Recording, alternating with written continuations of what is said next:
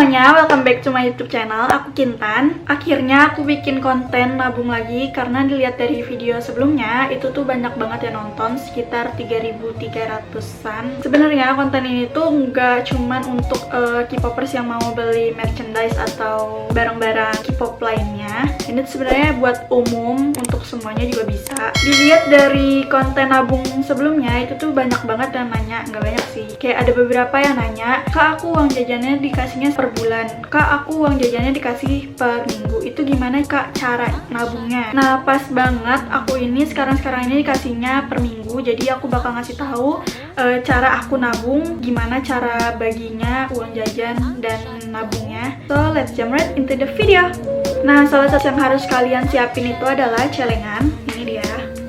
Di sini aku siapin 2 celengan, yang satu dari kaleng, yang satu dari tempat biasa. Ini sebenarnya bukan celengan, cuman aku manfaatin aja.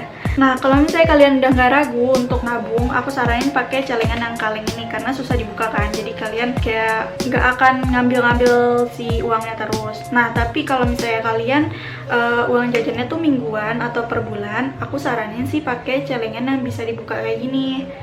Tuh, pokoknya manfaatin aja barang yang ada di rumah kalian, karena aku juga manfaatin. Ini bekas tumbler gitu. Kalau kalian misalnya masih ragu buat nabung, aku saranin pakai ini, karena kan kalau misalnya per bulan itu kita gak tahu ya bakal kedepannya tuh bakal ada pengeluaran apa gitu kan, nggak tahu. Jadi aku saranin pakai yang bisa dibuka, jadi kalau misalnya ada keperluan mendadak kalian bisa ambil dari celengan ini gitu. Nah yang pertama, hitung pengeluaran ongkos kalian selama seminggu atau sebulan. Misal nih ya, kan aku tuh dikasih uang selama seminggu itu 500.000 kan. Nah aku tuh ke kampus tuh cuman 3 hari, hari Senin, Rabu, dan Jumat.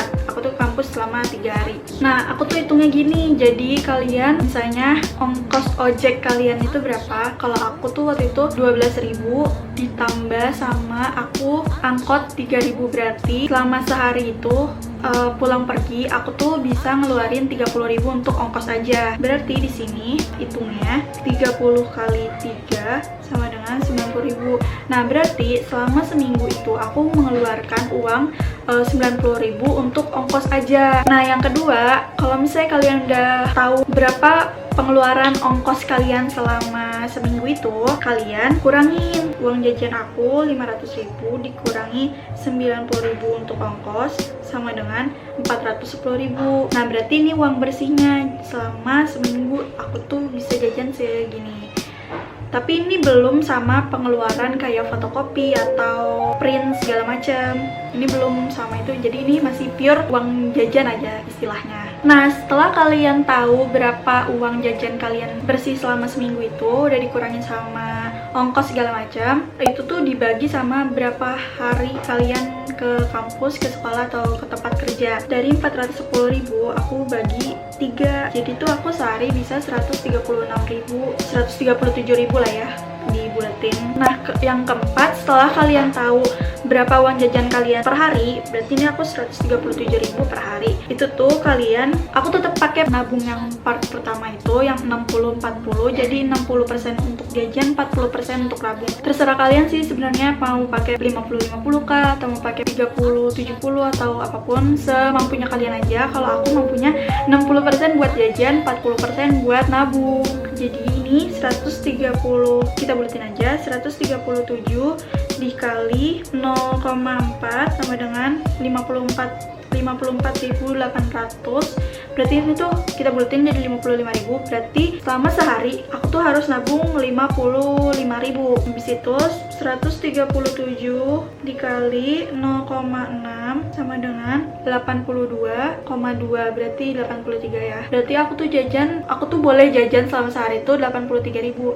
Tapi sebenarnya itu tuh kayak masih kegedean gitu loh di aku. Jadi kadang aku tuh kalau misalnya ada lebihnya dari sini, misalnya aku cuma jajan 30.000, ya sisanya tetap aku masukin untuk nabung gitu. Nah yang keempat, usahain nabungnya itu yang keberapa sih, pokoknya yang ke sekian, usahain nabungnya itu jangan seminggu udah diambil gitu kalau bisa. Nah usahain nabungnya itu jangan kayak aku pas awal-awal nabung. Jadi pas SMP itu aku nabung tuh setiap udah 200.000 udah aku ambil, 200.000 aku ambil, dan jadinya barang yang aku maunya juga nggak tercapai gitu. Kalau bisa sih nabungnya melebihi dari harga barang yang kalian mau, biar lebih enak aja. Nggak tahu kenapa sih, aku seneng aja kayak gitu. Kayak kemarin tuh aku nabung buat The Dream Show, kan harganya tuh 2,4 kan aslinya.